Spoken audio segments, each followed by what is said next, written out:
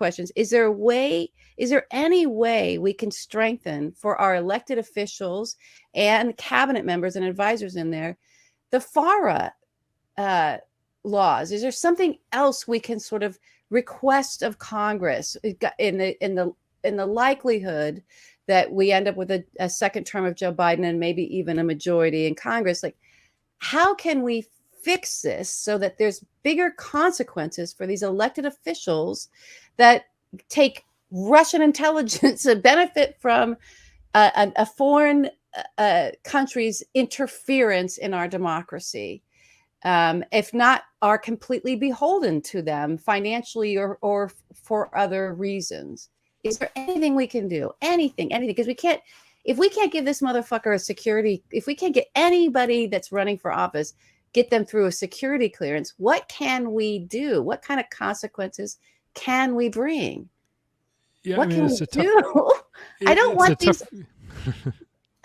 crazy fucking guys in there anymore. I'm sick of it, Pete. Look, it's a tough question because at the end of the day, the access to the entire idea about classified information, setting aside Atomic Energy Act classified data, which is a weird little side thing. In general, the president is the ultimate authority on deciding what the classification system is, who has access to it, and what and how much they're going to have. And so what that means is, Jared Kushner, the intelligence community, said, look, no way, no how, this guy should not have access to top secret SAI compartmented information. And Trump said, okay, I hear you, but I don't care. Give it to him anyway. And that's the president's right.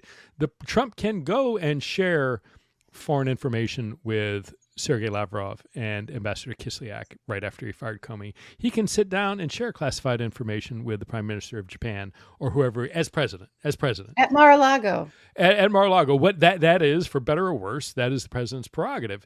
After he leaves, it's an entirely different thing, and why he's in complete, the majority of his defense down in the Mar-a-Lago case is absolute and utter bullshit. But while the president, he has extraordinary latitude, including, by the way, nothing stopping him from saying when he arrives, I want all the senior executives within CIA and NSA and State Department and FBI go through the FEC records and find me every one of those people who's donated to a Democrat, get that list and say, all of you people no longer have a security clearance. Oh. At which point, and that is not appealable. There's no labor right to a security clearance. You can't go to court and do it. I mean, there are any number of things he could do that are terrible. And when it comes to how do you stop it, the way you stop it is to pass. I mean, we have an emoluments clause in the Constitution, but that didn't no one stop enforced it. nobody enforced it. have Having to have original Trump Hotel right that. there that any number of people who roll through town. Everybody knows the way to get to Donnie is you grease his palm by getting a couple of suites for a couple of weeks, and $150,000 later, suddenly he's giving you whatever you wanted.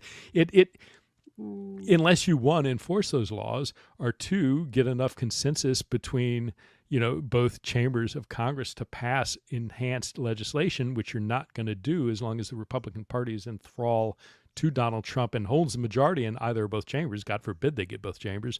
You're not going to do anything.